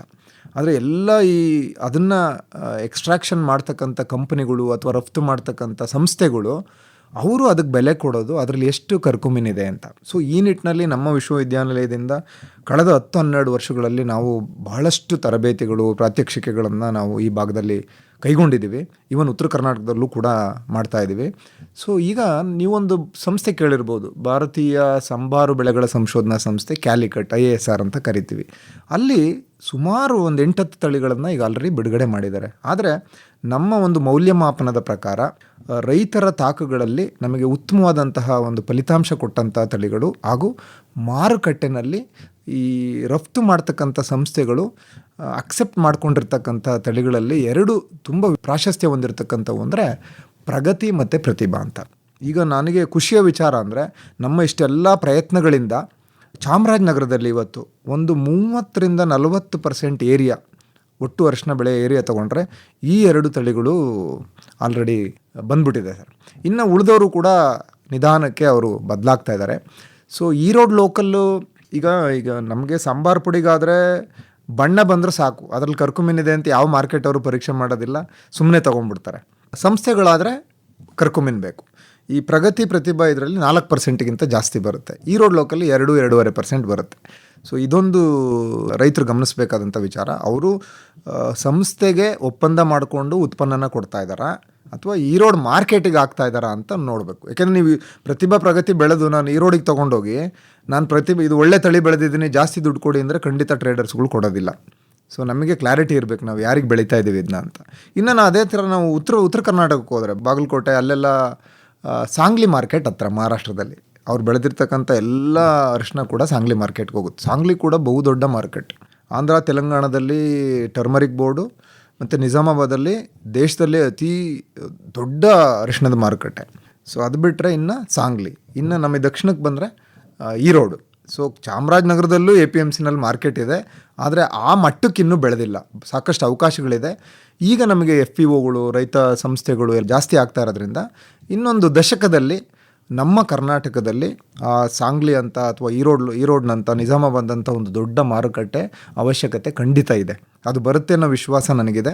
ಈ ನಿಟ್ಟಿನಲ್ಲಿ ನಾವು ಈಗಾಗಲೇ ಟರ್ಮರಿಕ್ ಬೋರ್ಡ್ ಪದಾಧಿಕಾರಿಗಳ ಜೊತೆ ಪೂರ್ವಭಾವಿಯಾಗಿ ಮಾತುಕತೆ ನಡೆಸಿದ್ದೀವಿ. ಅವರು ಧನಾತ್ಮಕವಾದ ಪ್ರತಿಕ್ರಿಯೆಯನ್ನು ಕೊಟ್ಟಿದ್ದಾರೆ. ಇನ್ನು ಈ ತಳಿಗಳಲ್ಲಿ ಪ್ರಗತಿ ಪ್ರತಿಭಾ ಹೇಳಿದೆ. ಇನ್ನು ಉತ್ತರ ಕರ್ನಾಟಕಕ್ಕೆ ಹೋದರೆ ನಾವು ಎಷ್ಟು ಹೇಳಿದ್ರೂ ಹಾಕಲ್ಲ ಸರ್ ಪ್ರಗತಿ ಪ್ರತಿಭಾನವರು. ಕಾರಣ ಏನು ಅಂದರೆ ಅವರು 99% ಎಲ್ಲ ಸಾಂಗ್ಲಿ ಮಾರ್ಕೆಟಿಗೆ ಕೊಡೋದು. ಮಾರ್ಕೆಟಲ್ಲಿ ಅರಿಶಿನದ್ದು ಏನು ನೋಡಿ ಬೆಲೆ ನಿಗದಿ ಮಾಡ್ತಾರೆ ಅಂದರೆ ಅದು ಬೆರಳು, ನಾವು ಫಿಂಗರ್ ಅಂತ ಕರಿತೀವಿ, ಪಾಲಿಶ್ಡ್ ಫಿಂಗರು ಎಷ್ಟು ದೊಡ್ಡದಿದೆ, ಎಷ್ಟು ಅದ್ರ ಟೆಕ್ಸ್ಚರ್ ಹೆಂಗಿದೆ, ನೋಡೋಕ್ಕೆ ಹೆಂಗಿದೆ, ಎಷ್ಟು ಅಟ್ರಾಕ್ಟಿವ್ ಆಗಿದೆ. ಅವರು ಅಷ್ಟೇ ಕರ್ಕುಮಿನ್ ಅಂತ ಏನೂ ನೋಡಲ್ಲ, ನೋಡೋಕ್ಕೆ ಎಷ್ಟು ಚೆನ್ನಾಗಿ ಕಾಣುತ್ತೆ. ಈಗ ಸಾಧಾರಣ ಈ ವರ್ಷದ್ದು ಅರಿಶಿನದ್ದು ದರಗಳು ನಾನು ಗಮನಿಸ್ತಾ ಇದ್ದೀನಿ, ಒಂದು 12,000ದಿಂದ 16,000ವರೆಗೂ ನಡೀತಾ ಇತ್ತು ಸರಾಸರಿ. ಕೆಲವೊಂದು ಲಾಟ್ಗಳು ನೀವು ನಂಬಲ್ಲ, ನಾನು ನಂಬೋಕ್ಕಾಗಲ್ಲ, 25,000-30,000 ರೂಪಾಯಿ ಪರ್ ಕ್ವಿಂಟಲ್ ಹೋಗಿದೆ ಸರ್. ಅದು ಒಂದೇ ಕಾರಣ ಏನು ಅಂದರೆ ಅವ್ರು ಸೆಲೆಕ್ಟ್ ಮಾಡಿ ಗ್ರೇಡಿಂಗ್ ಮಾಡಿ ತೆಗೆದಿರ್ತಾರೆ, ಒಳ್ಳೆ ದಪ್ಪಕ್ಕಿರೋದೆಲ್ಲ ಆರಿಸಿರ್ತಾರೆ ಅರಿಶಿನ. ನಮ್ಮ ಕರ್ನಾಟಕದ ಕೃಷಿಕರಿಗೆ ಆ ದರ ಸಿಕ್ಕಿದೆ. ಅದು ಬಟ್ ಈಗ ನಮ್ಮ 100 kg ಅರಿಶಿನ ಇದೆ ಅಂದರೆ ಅದರಲ್ಲಿ ಒಂದು 30% ಆ ಥರದ್ದು ಬರ್ಬೋದು. ಆದರೆ ನಮ್ಮ ರೈತರು ಸ್ವಲ್ಪ ವಿಶೇಷವಾದ ಕಾಳಜಿ, ಆಸಕ್ತಿ ವಹಿಸಿದ್ರೆ ಆ A ಗ್ರೇಡ್ ಅಂತ ಏನು ಹೇಳಿದ್ನಲ್ಲ ಅದ್ರದ್ದು ಒಂದು 50-60%ವರೆಗೂ ರೀಚ್ ಆಗೋದಕ್ಕೆ ಎಲ್ಲ ಸಾಧ್ಯತೆಯೂ ಇದೆ. ಸೊ ಉತ್ತರ ಕರ್ನಾಟಕದ ರೈತರು ಈಗಲೂ ಕೂಡ ಅವರು ಸೇಲಂ ಅಂತ ಒಂದು ತಳಿ ಕೇಳಿದ್ರು. ಸೇಲಂ ತಮಿಳ್ನಾಡ್ದಾದರೂ ಕೂಡ ಅದು ತುಂಬ ಪ್ರಚಲಿತದಲ್ಲಿರ್ತಕ್ಕಂಥ ಮತ್ತು ರೈತರು ಉತ್ತರ ಕರ್ನಾಟಕದ ರೈತರು ಬೆಳೀತಾ ಇರ್ತಕ್ಕಂಥ ತಳಿ. ಬೇರೆ ಯಾಕೆ ರಿಪ್ಲೇಸ್ ಮಾಡಲ್ಲ ಅಂದರೆ ಉಳಿದಿರೋ ಯಾವುದೇ ತಳಿ ಕೂಡ ಅಷ್ಟು ಉತ್ತಮವಾದ ಬೆರಳು ಬರಲ್ಲ, ಅಷ್ಟು ಇಳುವರಿ ಬರಲ್ಲ, ಅಷ್ಟು ಚೆನ್ನಾಗಿ ಕಾಣಿಸಲ್ಲ ಪ್ರೊಸೆಸಿಂಗ್ ಸಂಸ್ಕರಣೆ ಮಾಡಿದ ಮೇಲೆ. ಆ ಕಾರಣಕ್ಕೆ ರೈತರು ಸೇಲಂನೇ ಬೆಳೀತಾರೆ ಉತ್ತರ ಕರ್ನಾಟಕದಲ್ಲಿ. ದಕ್ಷಿಣ ಕರ್ನಾಟಕದಲ್ಲಿ ಈಗೆಲ್ಲ ಪ್ರತಿಭಾ ಪ್ರಗತಿಗೆ ಆಗಿದ್ದಾರೆ. ಇನ್ನೂ ಅನೇಕ ತಳಿಗಳಿದೆ. ಈಗ ಇತ್ತೀಚೆಗೆ ಸೂರ್ಯ ಅಂತ ಒಂದು ತಳಿನ ಬಿಡುಗಡೆ ಮಾಡಿದ್ದಾರೆ, ASR ಸೂರ್ಯ ಅಂತ. ಹೋದ ವರ್ಷ ಬಂತು. ಅದು ಹೆಚ್ಚು ಕಡಿಮೆ ನಮಗೆ ಕರ್ಕುಮಿನ್ಗೆ ಅಂತ ಏನು ಮಾಡಿಲ್ಲ, ಅದನ್ನ ಈ ಸೇಲಮ್ಮಿಗೆ ಈಕ್ವಲೆಂಟ್ ಆಗಿರೋದು ಒಂದು ತಳಿ ತರಬೇಕು ಅನ್ನೋ ಉದ್ದೇಶಕ್ಕೆ ಅದನ್ನು ಮಾಡಿದ್ದಾರೆ. ಸೊ ಆಮೇಲೆ ಈ ಪ್ರಗತಿ ಅಂತ ಒಂದು ತಳಿ ಹೇಳಿದೆ ನಾನು. ಅದರದ್ದು ವಿಶೇಷ ಏನು ಅಂದರೆ 7 ತಿಂಗಳಲ್ಲೇ ಬರುತ್ತೆ. ಸಾಧಾರಣ ಅರಿಶಿನ 8.5ರಿಂದ 9 ತಿಂಗಳು ಬೇಕು ಒಟ್ಟು ಅವಧಿ. ಪ್ರಗತಿ ನಮಗೆ 7 ತಿಂಗಳಲ್ಲೇ 7-7.5 ತಿಂಗಳಿಗೆಲ್ಲ ಕಟಾವಿಗೆ ಬರುತ್ತೆ. ಸೊ ಹಂಗಾಗಿ ನಿರ್ವಹಣಾ ವೆಚ್ಚ ಸ್ವಲ್ಪ ಉಳಿಯುತ್ತೆ. ಮತ್ತು ಅದಕ್ಕೆ ಈ ನೆಮೆಟೋಡ್ಗಳು ಬರಲ್ಲ, ಜಂತು ಹುಳ ನಿರೋಧಕ ಶಕ್ತಿ ಇದೆ. ಇದಿಷ್ಟು ತಳಿಗಳು. ಸೊ ಮತ್ತು ನಮ್ಮ ರೈತರು ಯಾರನ್ನು ಇನ್ನೂ ಕೂಡ ಕರ್ಕುಮಿನ್ ಎಕ್ಸ್ಟ್ರಾಕ್ಷನ್ ಆಗಲಿ ಅಥವಾ ಓಲಿಯೋರೆಸಿನ್ ಎಕ್ಸ್ಟ್ರಾಕ್ಷನ್ ಆಗಲಿ ಆ ಮಟ್ಟಕ್ಕೆ ಹೋಗಿಲ್ಲ. ಆದರೆ ಈಗ FPOಗಳೆಲ್ಲ ಬರ್ತಾ ಇರೋದ್ರಿಂದ ಅವಕಾಶ ಅಂತೂ ಇದೆ. ಸೊ ಅದನ್ನು ಎಕ್ಸ್ಟ್ರಾಕ್ಟ್ ಮಾಡಿ ರಫ್ತು ಮಾಡಿದ್ರೆ ಇನ್ನೂ ಹೆಚ್ಚಿನ ಒಂದು ಅವರಿಗೆ ಲಾಭ ಆಗ್ತಕ್ಕಂಥ ಸಾಧ್ಯತೆ ಇದೆ. ಸೊ ಇದಿಷ್ಟು ತಳಿಗಳ ಬಗ್ಗೆ. ಇನ್ನು ನಮಗೆ ಈ ಪೋಷಕಾಂಶ ನಿರ್ವಹಣೆಯಲ್ಲಿ ನಾನು ಪ್ರಾಸ್ತಾವಿಕವಾಗಿ ಹೇಳಿದೆ. ಈಗ ಹಸಿರೆಲೆ ಗೊಬ್ಬರ ಮಾಡ್ಕೊಂಡಿರ್ತಾರೆ, ಯಥೇಚ್ಛ ಕೊಟ್ಟಿಗೆ ಗೊಬ್ಬರ ಅಂದಾಗ ನನಗೆ ಏನು ಮನಸ್ಸಿಗೆ ಬರುತ್ತೆ ಅಂದರೆ, ನಾವು ಕಳೆದ ಸಲ ಶುಂಠಿ ಮಾತಾಡುವಾಗಲೂ ಕೂಡ ನಾನು ಹೇಳಿದ್ದೆ, ಸರಿಯಾಗಿ ಮಾಗಿರಬೇಕು, ಕಳ್ತಿರಬೇಕು. CN ರೇಷಿಯೋ ಅಂತ ಒಂದು ಪ್ಯಾರಾಮೀಟ್ರ್ ಬರುತ್ತೆ. ಅದನ್ನ ಯಾರೂ ಟೆಸ್ಟ್ ಮಾಡಲ್ಲ, ಅನುಭವ ಇರೋ ರೈತರಿಗೆ ಗೊತ್ತಾಗುತ್ತೆ ನೋಡಿದ ತಕ್ಷಣ. ನಾವು ಹಣ್ಣು ಗೊಬ್ಬರ, ಕಾಯಿ ಗೊಬ್ಬರ, ಉಡಿ ಗೊಬ್ಬರ ಎಲ್ಲ ಮಾತಾಡ್ತಿರ್ತೀವಿ. ಅದು ಚೆನ್ನಾಗಿ ಮಾಗಿರಬೇಕು. ಯಾಕೆಂದರೆ ಅದು ಹಸಿ ಗೊಬ್ಬರ ಆದರೆ ಅದು ಕರಗಕ್ಕೇ ಭೂಮಿಯಿಂದ ನೀರು ಮತ್ತು ಕೆಲವೊಂದು ಪೋಷಕಾಂಶಗಳನ್ನು ತೊಗೊಂಡ್ಬಿಡುತ್ತೆ. ಆ ಕಾರಣ ಮತ್ತು ಕೆಲವು ಟೈಮು ಈ ಹಸಿ ಜಾಸ್ತಿ ಇದ್ದರೆ ಗೊಬ್ಬರದಲ್ಲಿ ಈ ನಮಗೆ ರೂಟ್ ಗ್ರಬ್, ಬೇರು ಹುಳ ಅಂತ ಕರಿತೀವಿ, ಅದು ಮತ್ತು ಇನ್ನಿತರೆ ಮಣ್ಣಲ್ಲಿ ಕೆಲವೊಂದು ಕೀಟಗಳ ಒಂದು ಉಪಟಳ ಜಾಸ್ತಿ ಆಗುತ್ತೆ. ಆ ಕಾರಣಕ್ಕೆ ಒಳ್ಳೆ ಕೊಟ್ಟಿಗೆ ಗೊಬ್ಬರ ತಗೋಬೇಕು. ಈಗ ನಾವಂತೂ ಈ ಟ್ರೈಕೋಡರ್ಮಾ ಸೂಡೋಮೋನಾಸ್ ಹೇಳೋದೇ ಬೇಡ. ರೈತರಿಗೆ ಭಾಳಷ್ಟು ಜನ ರೈತರಿಗೆ ಆಕಾಶವಾಣಿಯವರು ಭಾಳ ಪ್ರಚಾರ ಮಾಡಿದ್ದಾರೆ, ಮಾಧ್ಯಮದವರು ಭಾಳ ಪ್ರಚಾರ ಮಾಡಿದ್ದಾರೆ. ಇನ್ನು ಕಂಪ್ನಿಗಳಂತೂ ಈಗ ಅಣಬೆಗಳಂತ ಎಲ್ಲ ಕಡೆ ಉಟ್ಕೊಂಡ್ಬಿಟ್ಟಿದ್ದಾವೆ. ಆದರೆ ಅಲ್ಲಿ ಒಂದು ಅವರಿಗೆ ಕಿವಿ ಮಾತು ಅಂದರೆ, ನಾವು ಎಲ್ಲಿಂದ ತೊಗೊಂಬರ್ತಾ ಇದ್ದೀವಿ, ಅದರಲ್ಲಿ ನಿಜವಾಗ್ಲೂ ಆ ಗುಣಮಟ್ಟ ಇದೆಯಾ. ಅವ್ರಿಗೆ ಯಾರಿಗೇ ಬೇಕು ಅಂದರೆ ರೈತರಿಗೆ ನಾವು ಅವರು FAOಗಳ ಮುಖಾಂತರ ಖರೀದಿ ಮಾಡಿದ್ರೆ ನಾವು ಬಲ್ಕ್ ಬೈಯಿಂಗ್ ಅಂತ ಕರಿತೀವಿ. ಯೂನಿವರ್ಸಿಟಿಗಳಿಂದ ಕೊಡ್ಬೋದು. ಅದನ್ನ ಪರೀಕ್ಷೆ ಮಾಡಿಸಿ ಚೆನ್ನಾಗಿದೆ ಅನ್ನೋದನ್ನ ಖಾತ್ರಿ ಮಾಡಿ ಕೊಡ್ಬೋದು. ಟ್ರೈಕೋಡರ್ಮಾ, ಸೂಡೋಮೋನಾಸು, ಇನ್ನು ನೆಮೆಟೋಡ್ಗೆ ಪೆಸಿಲೋಮೈಸಿಸ್ಸು, ಇನ್ನು ಬೇರುಳ ಎಲ್ಲರೂ ಇದ್ದರೆ ಮೆಟ್ರೈಸಿಯಮ್ ಅಂತ ಬರುತ್ತೆ, ಇಲ್ಲಿ EPN ಅಂತ ಬರುತ್ತೆ.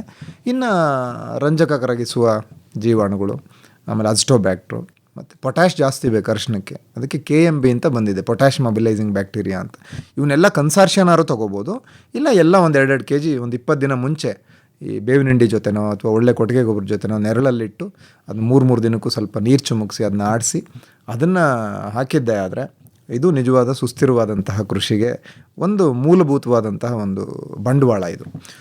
आओ किसान भाई, आओ किसान बहनों, सीखें नई तकनीक, बढ़ाएं अपनी खेती का धन।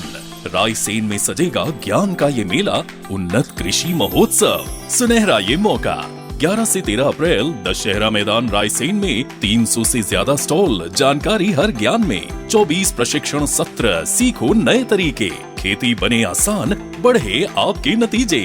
बीज हो या मशीन या बाजार की बात, हर समस्या का समाधान मिलेगा एक साथ। तो देर ना करें, आज ही करें पंजीकरण व्हाट्सएप हेल्पलाइन या ऑनलाइन माध्यम। आओ मिलकर बढ़ाएं खेती की पहचान। उन्नत कृषि महोत्सव, किसानों की शान। 11 से 13 अप्रैल रायसेन, आपका हार्दिक स्वागत है। ಈಗ ನಾವು ಸಮಗ್ರ ಪೋಷಕಾಂಶ ನಿರ್ವಹಣೆ ಬಗ್ಗೆ ಮಾತಾಡ್ತಾ ಇದ್ವಿ. ನಾವು ಜೀವಾಣು ಗೊಬ್ಬರಗಳಾಯಿತು, ಹಸಿರೆಲೆ ಗೊಬ್ಬರ ಆಯಿತು, ಕೊಟ್ಟಿಗೆ ಗೊಬ್ಬರ ಅಥವಾ ಇದಾಯಿತು.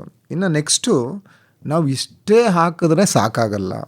ಈಗ ನನಗೆ 50 ಕ್ವಿಂಟಾಲು ಸಂಸ್ಕರಣೆ ಮಾಡಿರೋ ಅರಿಶಿನ ಬರಬೇಕು ಅಥವಾ 25 ಟನ್ನು ಹಸಿ ಅರಿಶಿನ 1 ಎಕರೆಗೆ ಬರಬೇಕು ಅಂದರೆ ಖಂಡಿತ ಇಷ್ಟು ಸಾಕಾಗಲ್ಲ.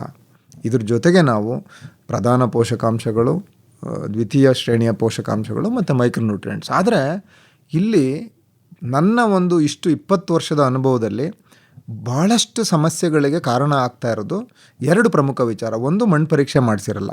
ಇನ್ನೊಂದು, ಮಾಡಿಸಿದ್ರೂ ಕೂಡ ಅದರ ಆಧಾರದ ಮೇಲೆ ಪೋಷಕಾಂಶವನ್ನು ಕೊಡಲ್ಲ ಅಂತ ನಾವು ರೈತರನ್ನ ದೂರಕ್ಕಾಗಲ್ಲ. ಹೇಳ್ಕೊಡೋರ ಸಂಖ್ಯೆ ತುಂಬ ಕಡಿಮೆ. ಈಗ ನಾವೆಂಗೆ ಈ ಪ್ರತಿಯೊಬ್ಬ ಮನುಷ್ಯನೂ ವಿಭಿನ್ನನೋ, ಪ್ರತಿಯೊಂದು ಜಮೀನು ಕೂಡ ವಿಭಿನ್ನ. ಚಾಮರಾಜನಗರದಲ್ಲೇ ನೀವು 2 ರೈತರದ್ದು ಅಕ್ಕಪಕ್ಕ ಮಣ್ಣನ್ನು ನೀವು ಪರೀಕ್ಷೆ ಮಾಡಿದ್ರೆ ಒಂದೇ ಥರ ರಿಸಲ್ಟ್ ಬರಲ್ಲ. ಅಂದರೆ ನಾವಿಲ್ಲಿ ಕಸ್ಟಮೈಸ್ ಮಾಡಿ ಕೊಡಬೇಕು. ಪೋಷಕಾಂಶದ್ದು ಶೆಡ್ಯೂಲು ಸಪ್ರೇಟಾಗಿ ತಯಾರು ಮಾಡಬೇಕು. ಇಲ್ಲಿ ನಾನು ಒಂದು ಖುಷಿ ವಿಚಾರ ಅಂದರೆ, ತಾವು ಗುಂಡ್ಲುಪೇಟೆನಲ್ಲಿ ಒಂದು FEO ಇದೆ ಶಿವಪುರದಲ್ಲಿ, ಶ್ರಮಸಂಜಾತ FEO ಅಂತ. ಅವರು ಕಳೆದ 4-5 ವರ್ಷದಿಂದ ಒಳ್ಳೆ ಕೆಲಸ ಮಾಡ್ತಾಯಿದ್ದಾರೆ. ನಾವು ಅವರಿಗೆ ಈ ತಾಂತ್ರಿಕವಾಗಿ ಅವ್ರಿಗೆ ಸ್ವಲ್ಪ ಹ್ಯಾಂಡ್ ಹೋಲ್ಡಿಂಗ್ ಮಾಡಿ ಹೋದ ವರ್ಷ 5 ಜನ ಮಾಡಿಸಿದ್ರು ಮಣ್ಣು ಪರೀಕ್ಷೆನ. 5 ಜನಕ್ಕೆ ನಾವು ಮಣ್ಣು ಪರೀಕ್ಷೆ ಆಧಾರದಲ್ಲಿ ಪೋಷಕಾಂಶದ ಶೆಡ್ಯೂಲ್ ಕೊಟ್ಟಿದ್ವಿ. ನಿಮಗೆ ತುಂಬ ಇಂಟ್ರೆಸ್ಟಿಂಗ್ ಮಾಹಿತಿ ಅಂದರೆ, ಆ 5 ಜನಕ್ಕೆ ಬಹುತೇಕ 1 ಎಕರೆವಾರು ಇಳುವರಿ ನೋಡಿದ್ರೆ ಹೆಚ್ಚು ಕಡಿಮೆ ನಮಗೆ 38ರಿಂದ 40 ಕ್ವಿಂಟಲ್ ಬಂದಿದೆ. ಈ ವರ್ಷದ ದರದಲ್ಲಿ ನೀವು ಅದನ್ನು ಲೆಕ್ಕ ಹಾಕ್ಕೊಂಡ್ರೆ ಇಟ್ಸ್ ಎ ಗುಡ್ ಈಲ್ಡ್. ಮತ್ತು ಉಳಿದ ಸರಾಸರಿ ಇಳುವರಿ ನೋಡಿದ್ರೆ ನಮಗೆ 20ರಿಂದ 25 ಕ್ವಿಂಟಲ್ ಬಂದಿದೆ. ಅವರು ಕೂಡ 5 ಜನ ಇವತ್ತೇನಾಗಿದೆ, ಈ ವರ್ಷ ಏನಾಗಿದೆ ಅಂದರೆ, ಈಗ ಆಲ್ರೆಡಿ 50 ಸಾಯಿಲ್ ಸ್ಯಾಂಪಲ್ಸ್ ಬಂದಿದೆ. ನಾವು ಮತ್ತು ನಮ್ಮ ವಿಶ್ವವಿದ್ಯಾನಿಲಯ ಮತ್ತು ಹೆಸರುಘಟ್ಟ 2 ಕಡೆಗೆ ಕಳಿಸಿ ಅದನ್ನು 50 ಜನದನ್ನು ವಿಶ್ಲೇಷಣೆ ಮಾಡಿ ಅವರಿಗೆ ಅದಕ್ಕೆ ಸೂಕ್ತವಾಗಿರ್ತಕ್ಕಂಥ ಪೋಷಕಾಂಶದ ವೇಳಾಪಟ್ಟಿಯನ್ನು ತಯಾರು ಮಾಡಿಕೊಡ್ತಾ ಇದ್ದೀವಿ. ನನಗೆ ಖಂಡಿತ ನಂಬಿಕೆ ಇದೆ, ಮುಂದಿನ ವರ್ಷ ಈ 50 500 ಆಗುತ್ತೆ. ಸೊ ಅದರ ಮುಂದಿನ ವರ್ಷ 5000 ಆಗಬೇಕು ಸರ್. ಇನ್ನೊಂದು 10 ವರ್ಷದಲ್ಲಿ ಅಥವಾ ಇನ್ನೊಂದು 5-6 ವರ್ಷದಲ್ಲಿ ಬಹುತೇಕ, ಈಗ ನಮಗೆ ಏನಾದರೂ ಸಣ್ಣ ಕಾಯಿಲೆ ಆದರೂ ಕೂಡ ನಾವು ವೈದ್ಯರ ಹತ್ರ ಹೋದರೆ ವೈದ್ಯರ ಶಿಫಾರಸ್ಸಿಲ್ಲದೆ ಅಥವಾ ವೈದ್ಯರು ಹೇಳ್ತಕ್ಕಂಥ ಪರೀಕ್ಷೆ ಮಾಡಿದೆ ನಾವ್ಯಾರು ಸ್ವಯಂ ಮೆಡಿಸಿನ್ಗಳನ್ನ ತೊಗೊಳೋದಿಲ್ಲ. ಭೂಮಿನೂ ಕೂಡ ಹಂಗೇನೆ. ಇದು ಹಣ ಬಂಡವಾಳ ಹೆಚ್ಚು ಆಗ್ತಕ್ಕಂಥ ಬೆಳೆ ಆಗಿರೋದು ಅದೊಂದೇ ಅಲ್ಲ. ಈಗ ನಮಗೆ ಉದಾಹರಣೆಗೆ ನಿಮಗೆ ರಂಜಕದ್ದೊಂದು ಎಕ್ಸಾಂಪಲ್ ಕೊಡ್ತೀನಿ. ಉದಾಹರಣೆಗೆ ನಿಮ್ಮ ಭೂಮಿನಲ್ಲಿ 1 ಎಕರೆಗೆ ಒಂದು 60 kg ರಂಜಕ ಇದೆ ಅಂತ ಬಂದಿದೆ ಅಂತ ಇಟ್ಕೊಳ್ಳಿ ಮಣ್ಣು ಪರೀಕ್ಷೆನಲ್ಲಿ. ಅದು ಜಾಸ್ತಿ, ಅದು ಆ್ಯಕ್ಚುಲಿ ಪ್ರಮಾಣ ನಾವು ಹಾಕೋದೇ ಬೇಕಾಗಿಲ್ಲ, ಬೇರೆ ಮೇಲ್ಗೊಬ್ಬರವಾಗಿ ಕೊಡೋದೇ ಬೇಕಾಗಿಲ್ಲ. ಆದರೆ ಭಾಳಷ್ಟು ಜನ ಈ DAP ಆಗಲಿ SSP ಆಗಲಿ ವಿಪರೀತ ಹಾಕ್ತಾರೆ. DAP ಅಂತೂ ಭಾಳ ಪ್ರೀತಿ ರೈತರಿಗೆ. ಸೊ ಅದನ್ನು ಹಾಕಿದ್ರೆ ನಮಗೆ ನಾವು ಮಣ್ಣಿನ pHನ ಇನ್ನೂ ನಾವೇ ಹೆಚ್ಚು ಮಾಡ್ದಂಗೆ.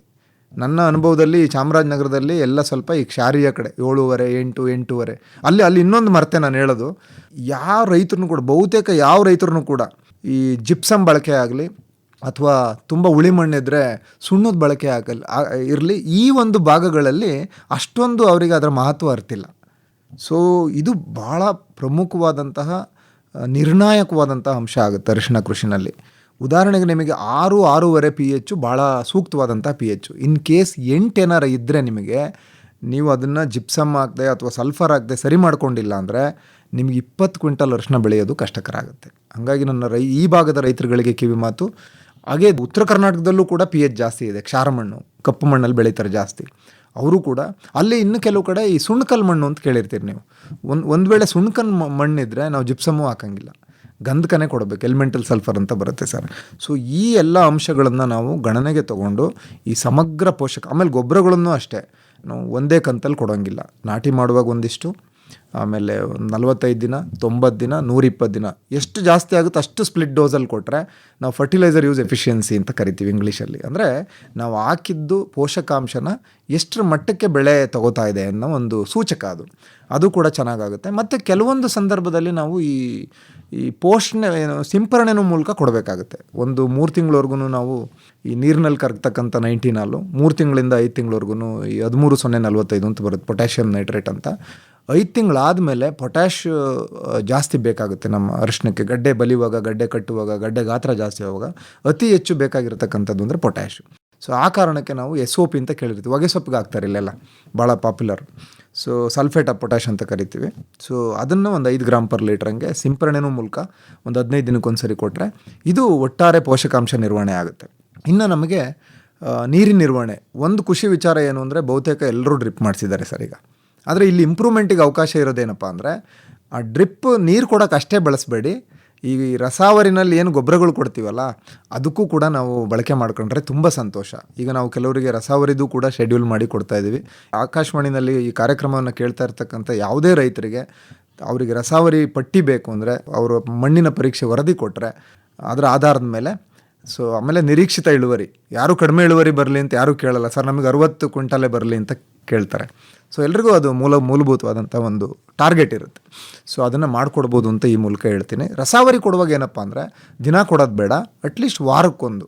ಈಗ ನಾವು ಗೊಬ್ಬರಗಳನ್ನು ಬೆಡ್ ಮೇಲೆ ಹಾಕೋದಾದರೆ 45 ದಿನ, 90 ದಿನ, 120, 150 ದಿನ ಅಂತ ಹೇಳಿದೆ. ಆದರೆ ರಸಾವರಿನಲ್ಲಿ ನಮಗೆ 3ನೇ ವಾರ ಅಥವಾ ನಾಟಿ ಮಾಡಿ 3 ಅಥವಾ 4ನೇ ವಾರಕ್ಕೆ ಶುರುವಾಗುತ್ತೆ. ಯಾಕೆಂದರೆ ಅಲ್ಲಿಗೆ ಬೇರು ಬಂದು ಮೊಳಕೆ ಬಂದು ಮೇಲೆ ಬರೋಕ್ಕೆ 1 ತಿಂಗಳು ಬೇಕು 2 ಎಲೆ ಆಗೋಕ್ಕೆ. ಸೊ ಆಮೇಲೆ ನಾವು ರಸಾವರಿ ಶೆಡ್ಯೂಲ್ ಮಾಡಿಕೊಟ್ರೆ ನಮಗೆ ಫರ್ಟಿಲೈಸರ್ ಯೂಸ್ ಎಫಿಷಿಯನ್ಸಿ, ನಾವು ಗೊಬ್ಬರಗಳ ಸಮರ್ಪಕವಾಗಿ ಎಷ್ಟು ಸದ್ಬಳಕೆ ಆಗುತ್ತಲ್ಲ ಅದನ್ನು ನಾವು ಮಣ್ಣಿಗೆ ಹಾಕೋದಕ್ಕೆ ಕಂಪೇರ್ ಮಾಡೋಕ್ಕಾಗಲ್ಲ. ಉದಾಹರಣೆಗೆ ನಾವು ರಸಾವರಿನಲ್ಲಿ ಸಾರಜನಕ ಕೊಟ್ಟರೆ ಒಂದು 80-90% ಎಫಿಷಿಯನ್ಸಿ ಬರುತ್ತೆ. ಅದೇ ಸಾರಜನಕನ ನಾವು ಮಣ್ಣಿಗೆ ಕೊಟ್ಟರೆ ಒಂದು 50% ಅಚೀವ್ ಮಾಡೋದು ಕಷ್ಟ ಆಗುತ್ತೆ. ಇದು ರೈತರು ಈ ತಾಂತ್ರಿಕವಾಗಿ ಸ್ವಲ್ಪ ಅರ್ಥ ಮಾಡ್ಕೋಬೇಕಾಗಿರೋಂತಕ್ಕಂಥ ವಿಚಾರ. ತರಕಾರಿಗಳಿಗೆಲ್ಲ ರಸಾವರಿ ಮಾಡ್ತಾಯಿದ್ದಾರೆ, ಅದ್ಯಾಕೋ ಅರಿಶಿಣಕ್ಕೆ ಇನ್ನೂ ಮನಸ್ಸು ಮಾಡಿಲ್ಲ. ಬಹುಶಃ ಈ ಇನ್ಮೇಲೆ ಅವರ ಗಮನ, ಯಾಕೆಂದರೆ ಈಗ ಮತ್ತೆ ಫರ್ಟಿಲೈಸರ್ ಪ್ರೈಸ್ ಜಾಸ್ತಿ ಆಗಿದೆ. ಅಂದರೆ ಈಗ ರಸಾವರಿನೇ ನಾನು ಯಾಕೆ ಮಾಡ್ರಿ ಅಂತ ಹೇಳ್ತಾ ಇದ್ದೀನಿ ಅಂದರೆ, ನೀವು ಒಟ್ಟು ಒಂದು 200 kg ಫರ್ಟಿಲೈಸರ್ ಕೊಡಬೇಕು ಅಂದರೆ ಸಾಯಿಲಿಗೆ, ನಾವು ರಸಾವರಿಲಾದರೆ 150 kg ಕೊಟ್ಟರು ಸಾಕಾಗುತ್ತೆ. ಅಂದರೆ ಪ್ರಮಾಣವೂ ಕಡಿಮೆ ಆಗುತ್ತೆ, ನಿಮಗೆ ಉತ್ಪಾದನಾ ವೆಚ್ಚವೂ ಕಡಿಮೆ ಆಗುತ್ತೆ, ಮತ್ತು ಒಳ್ಳೆ ಫಲಿತಾಂಶವೂ ಬರುತ್ತೆ. ಸೊ ಈ ರೀತಿ ಸಮಗ್ರ ಪೋಷಕಾಂಶ ನಿರ್ವಹಣೆಯನ್ನು ರೈತರು ಮಾಡ್ಕೋಬೇಕು. ಇನ್ನು ನೀರು ಕೂಡ ಈ ವರ್ಷದ ಬೇಸಿಗೆ ಗೊತ್ತಿದೆ ನಿಮಗೆ.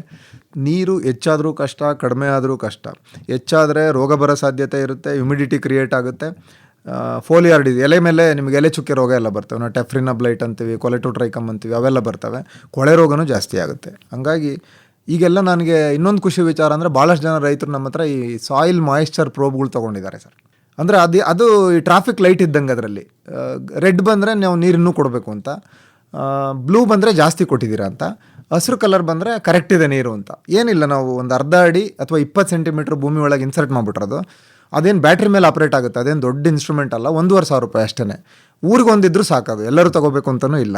ಸೊ ಸಣ್ಣ ಟೆಕ್ನಿಕಲ್ ಇಂಟರ್ವೆನ್ಷನ್ಸಿಂದ ನಾವು ಡಿಸಿಷನ್ ತೊಗೊಂಡು ಪ್ರಾಪರ್ ವಾಟರ್ ಮ್ಯಾನೇಜ್ಮೆಂಟ್. ಇನ್ನೂ ಕೆಲವರು ಇನ್ನೂ ಮುಂದಕ್ಕೆ ಹೋಗಿದ್ದಾರೆ.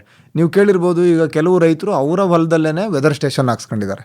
ಸೊ ಆ ಥರದ್ದು, ಯಾಕೆಂದರೆ ಈಗ ಟೆಕ್ನಾಲಜಿ ತುಂಬ ಅವೈಲಬಲ್ ಇದೆ ರೈತರುಗಳಿಗೆ. ಅವ್ರ ಮೊಬೈಲ್ಗೆ ಬಂದ್ಬಿಡುತ್ತೆ, ನಮ್ಮ ಜಮೀನಲ್ಲಿ 20 ಸೆಂಟಿಮೀಟ್ರಲ್ಲಿ ಎಷ್ಟು ತೇವಾಂಶ ಇದೆ, 40 ಸೆಂಟಿಮೀಟ್ರಲ್ಲಿ ಎಷ್ಟು ತೇವಾಂಶ ಇದೆ. ಅದು 1 ಕಿಲೋಮೀಟ್ರ್ ಅಥವಾ 4 ಕಿಲೋಮೀಟ್ರ್ ರೇಡಿಯಸ್ನ ಎಲ್ಲ ರೈತರಿಗೂ ಆ ಡೇಟಾನ ನಾವು ಯೂಸ್ ಮಾಡ್ಕೋಬೋದು. ಎಷ್ಟು ನೀರು ಆವಿಯಾಗಿ ಹೋಗಿದೆ ಇವತ್ತು, ಅದರ ಆಧಾರದ ಮೇಲೆ ನಾವು ನೀರಿಂದು ಶೆಡ್ಯೂಲ್ ಕೊಡ್ಬೋದು. ಆಮೇಲೆ ಲೀಫ್ ಟೆಂಪ್ರೇಚರ್ ಎಷ್ಟಿದೆ, 12ರಿಂದ 15 ಪ್ಯಾರಾಮೀಟ್ರ್ ಬರುತ್ತೆ. ಮತ್ತು ಅದೇ ಅಲರ್ಟ್ ಕೊಡುತ್ತೆ, ಇನ್ನು ನೆಕ್ಸ್ಟು 5 ದಿನದಲ್ಲಿ ಏನೇನಾಗ್ಬೋದು. ಅದು ಕನೆಕ್ಟೆಡ್ ಟು ಕ್ಲೌಡ್ ಸರ್ ಅದು. ಸೊ ಹಂಗಾಗಿ ಭಾಳ ಎಂಟರ್ಪ್ರೈಸಿಂಗ್ ಫಾರ್ಮರ್ಸ್ ಇದ್ದಾರೆ. ಸೊ ಸ್ಲೋಲಿ ಬಹುಶಃ ಇನ್ನೊಂದು 5-10 ವರ್ಷದಲ್ಲಿ ನೀವು ಎಲ್ಲರ ಜಮೀನಲ್ಲೂ ಇದು ಬಂದರೂ ಆಶ್ಚರ್ಯ ಇಲ್ಲ.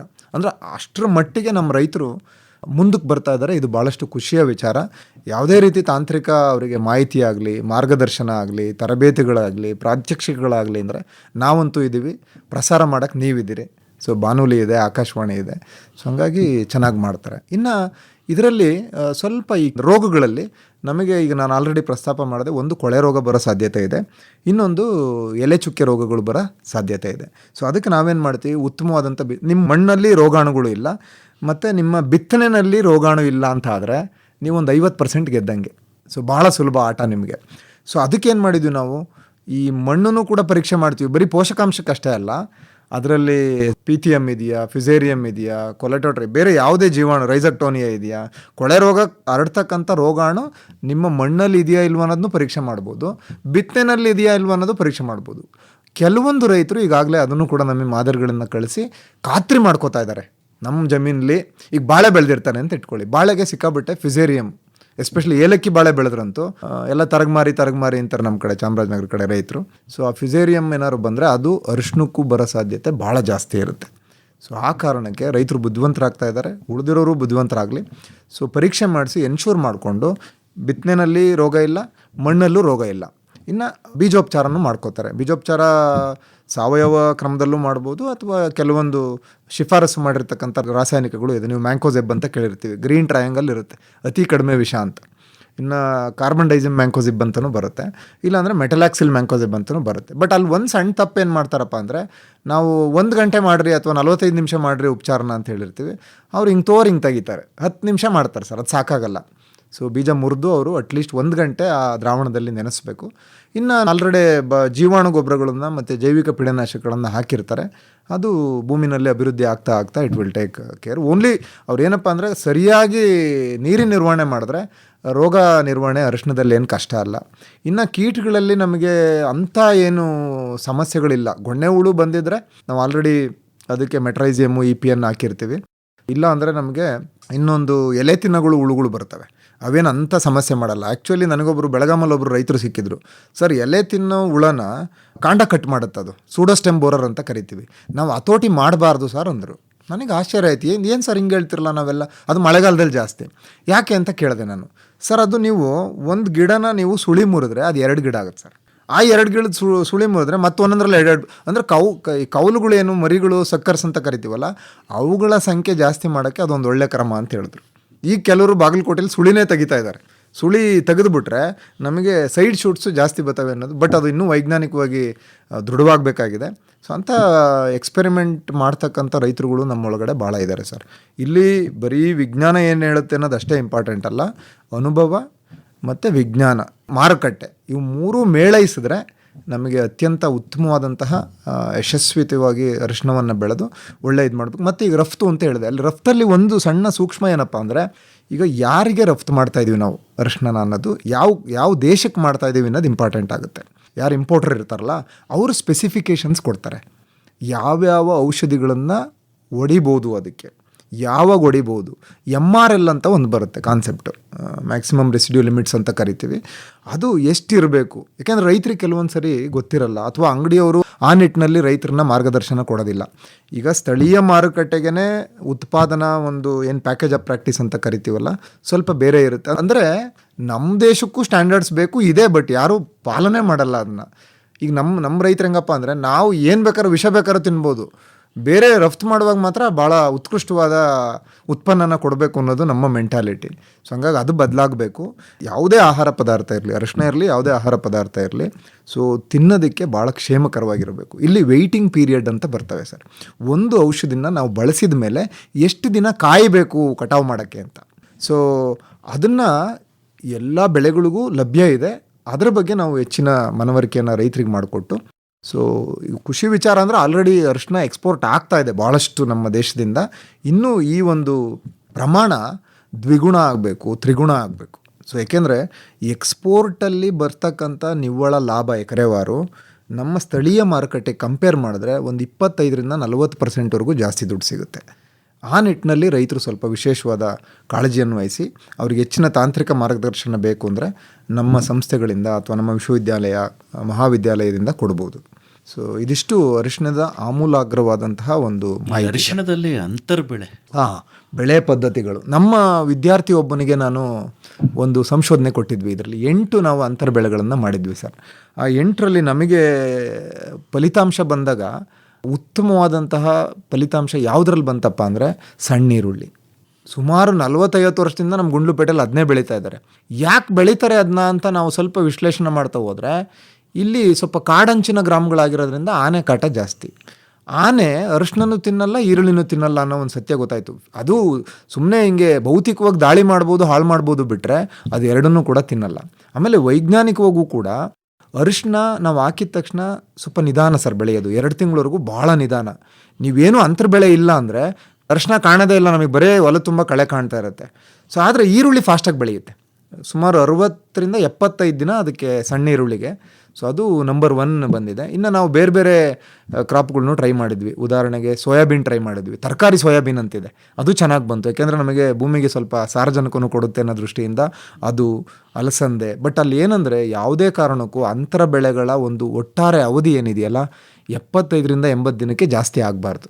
ಸೊ ಅವಾಗ ಮೆಣಸಿನಕಾಯಿ ಹಾಕ್ತಾರೆ ಸರ್. ಮೆಣಸಿನಕಾಯಿ ವೈಜ್ಞಾನಿಕವಾಗಿ ಹಾಕಂಗಿಲ್ಲ. ಯಾಕೆ ಅಂದರೆ ಮೆಣಸಿನಕಾಯಿಗೆ ಬರ್ತಕ್ಕಂಥ ಕೆಲವೊಂದು ರೋಗಗಳು ಅರಿಶಿನಕ್ಕೂ ಬರ್ತವೆ. ಉದಾಹರಣೆಗೆ ನಾವು ಕೊಲೆಟೋಟ್ರೈಕಮ್ ಅಂತ ಕರಿತೀವಿ, ಎಲೆ ಚುಕ್ಕೆ ರೋಗ, ಎರಡಕ್ಕೂ ಬರುತ್ತೆ. ರೈತರ ಪದ್ಧತಿ ಇದೆ.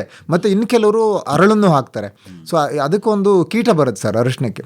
ಸೊ ನೀವು ಅರಳು ಹಾಕಿದ್ರೆ ಕೀಟದ ಒಂದು ಬಾಧೆ ಅರಿಶಿನಕ್ಕೆ ಕಡಿಮೆ ಆಗುತ್ತೆ. ಮತ್ತು ಅರಿಶಿನಕ್ಕೆ ಒಂದು 20% ನೆರಳಿದ್ರು ಒಳ್ಳೆಯದು. ಬಟ್ ಇನ್ನು ಕೆಲವರು ತೆಂಗಿನ ತೋಟದಲ್ಲಿ ಅರಿಶಿನ ಬೆಳೆದಿರ್ತಾರೆ. ಬಟ್ ತೆಂಗಿನ ತೋಟದಲ್ಲಿ ಅರಿಶಿನ ಬೆಳೆಯುವಾಗ ತೆಂಗು ಬೇರುಗಳು 25 ಅಡಿ 30 ಅಡಿ ಹೋಗಿರ್ತವೆ, ಸಿಕ್ಕಾಬಟ್ಟೆ ಕಾಂಪಿಟೇಷನ್ ಇರುತ್ತೆ ಪೋಷಕಾಂಶ ನೀರಿಗೆ. ನಾನೀಗ ಮೊದಲು ಹೇಳ್ದಷ್ಟೇ ಗೊಬ್ಬರ ಕೊಟ್ಟರೆ ಅವ್ರಿಗೆ 20 ಕ್ವಿಂಟಲು ಬರಲ್ಲ. ಸೊ ಅಲ್ಲಿ ತೆಂಗಿಗೂ ಗೊಬ್ಬರ ಕೊಡಬೇಕು, ಅರಿಶಿನಕ್ಕೂ ಗೊಬ್ಬರ ಕೊಡಬೇಕು. ಈ ರೀತಿಯಾಗಿ ನಿರ್ವಹಣೆ ಮಾಡ್ಕೋಬೇಕು.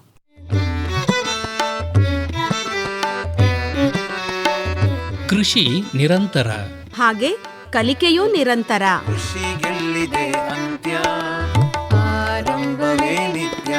ಹೊಸ ಪೀಳಿಗೆ ಯುವ ಶಕ್ತಿಗೆ ಮುನ್ನಡೆಯಲು ಬೇಕು. ಆತ್ಮೀಯರೇ, ಕೃಷಿ ಸಂಶೋಧನಾ ಸಂಸ್ಥೆಯೊಂದಿಗೆ ಬೇಸಾಯ ಕಲಿಯುವ ಆಸಕ್ತಿ ನಿಮಗಿದೆಯೇ? ನವೀನ ತಾಂತ್ರಿಕತೆಗಳನ್ನು ಜಮೀನಿನಲ್ಲಿ ಅಳವಡಿಸುವ ಆಸೆಯೂ ಇದೆಯೇ?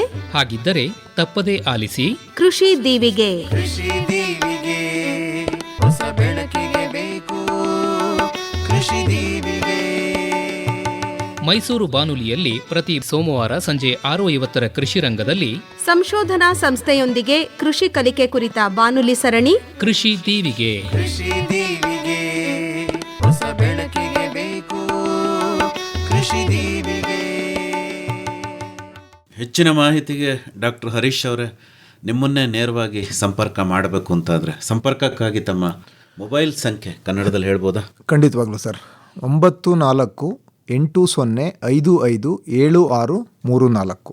ಇನ್ನೊಮ್ಮೆ ಹೇಳ್ತೀರಾ? 9480557634.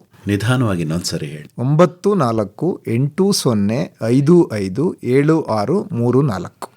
ಒಳ್ಳೆಯದು ಡಾಕ್ಟರ್ ಹರೀಶ್ ಅವರೇ, ಇದುವರೆಗೂ ಕೂಡ ಅರಿಶಿಣದ ಬೇಸಾಯ, ಅರಿಶಿಣದ ತಳಿಗಳು, ಮಾರುಕಟ್ಟೆ, ಈ ಎಲ್ಲ ವಿಚಾರಗಳಿಗೆ ಸಂಬಂಧಪಟ್ಟಂತೆ ಬಹಳ ಸೊಗಸಾಗಿ ಉಪಯುಕ್ತವಾದ ಮಾಹಿತಿಯನ್ನು ನೀಡಿದಿರಿ. ವಂದನೆಗಳು, ನಮಸ್ಕಾರ. ನಮಸ್ಕಾರ. ಅವಕಾಶಕ್ಕಾಗಿ ಆಕಾಶವಾಣಿಗೆ, ತಮಗೆ ಮತ್ತು ಕೇಳಿದಂತಹ ಎಲ್ಲ ಕೃಷಿಕರಿಗೂ ಧನ್ಯವಾದ. ಅರಿಶಿಣದ ಸುಧಾರಿತ ತಳಿಗಳು, ಬೇಸಾಯ ಮತ್ತು ರಫ್ತು ಅವಕಾಶಗಳನ್ನು ಕುರಿತು ಬೆಂಗಳೂರಿನ ತೋಟಗಾರಿಕಾ ಮಹಾವಿದ್ಯಾಲಯದ ಸಹಾಯಕ ಪ್ರಾಧ್ಯಾಪಕರಾದ ಡಾಕ್ಟರ್ BS ಹರೀಶ್ ಅವರೊಂದಿಗೆ ಸಂದರ್ಶನವನ್ನು ಕೇಳಿದಿರಿ. ಬರುವ ವಾರ ತೋಟಗಾರಿಕಾ ಬೆಳೆಗಳಲ್ಲಿ ನಂಜಾಣು ರೋಗಗಳು ಮತ್ತು ಅವುಗಳ ಹರಡುವಿಕೆಯಲ್ಲಿ ಕೀಟಗಳ ಪಾತ್ರವನ್ನು ಕುರಿತ ಸಂವಾದವಿದೆ. ಭಾಗವಹಿಸುತ್ತಾರೆ ನವದೆಹಲಿಯ ಭಾರತೀಯ ಕೃಷಿ ಅನುಸಂಧಾನ ಪರಿಷತ್ನ ಉಪಮಹಾನಿರ್ದೇಶಕರಾದ ಡಾಕ್ಟರ್ NK ಕೃಷ್ಣಕುಮಾರ್ ಮತ್ತು ಮೈಸೂರು ತಾಲೂಕು ಯಲಚನಹಳ್ಳಿಯ ತೋಟಗಾರಿಕಾ ಮಹಾವಿದ್ಯಾಲಯದ ಕೀಟ ತಜ್ಞರಾದ ಡಾಕ್ಟರ್ GK ರಾಮೇಗೌಡ. ಹಣ್ಣು ಹೊನ್ನು, ತೋಟಗಾರಿಕೆ ಬೆಳೆಗಳಲ್ಲಿ ಸಮಗ್ರ ಬೇಸಾಯ ಕ್ರಮಗಳು ಮತ್ತು ಸುಸ್ಥಿರ ಕೃಷಿಯ ಬಾನುಲಿ ಸರಣಿ ಕೇಳಿದಿರಿ. ಸಹಯೋಗ ತೋಟಗಾರಿಕೆ ಮಹಾವಿದ್ಯಾಲಯ ಮೈಸೂರು ಮತ್ತು ತೋಟಗಾರಿಕೆ ಇಲಾಖೆ ಮೈಸೂರು. ತೋರಣದ ತಳಿರಲ್ಲಿ ಹೊಸಿಲ ಹಣತೆಗಳಲ್ಲಿ ನೆರವು R ಲೋಕೇಶ್ವರಿ. ನಿರ್ಮಾಣ N ಕೇಶವಮೂರ್ತಿ.